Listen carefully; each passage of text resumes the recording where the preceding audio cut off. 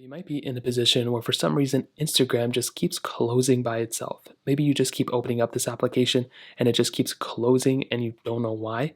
Well, this can happen for a few different reasons. The very first thing I would recommend making sure is that for one, you are in an area that has good internet connection, everything like that, which is probably going to happen.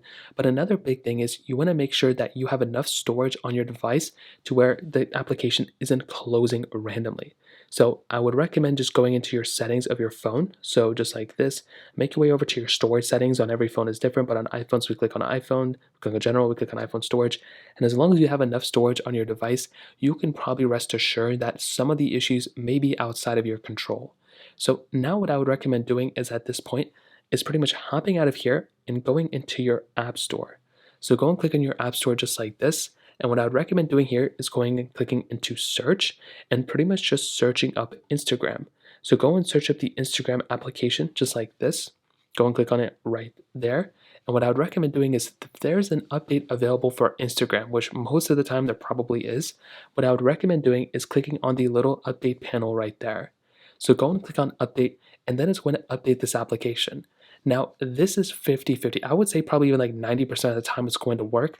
But the issue is that if this still doesn't work, you go into Instagram and it's still closing by itself or you're getting some other random issue, and that probably means Instagram is down.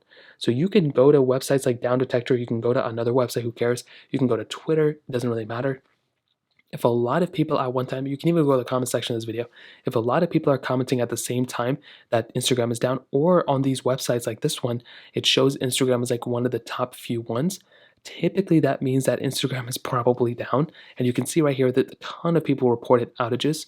So at this point, you're pretty much just going to have to wait. If you're in an area that looks even kind of like this or like that, well, chances are you're probably going to have to wait until Instagram addresses this issue.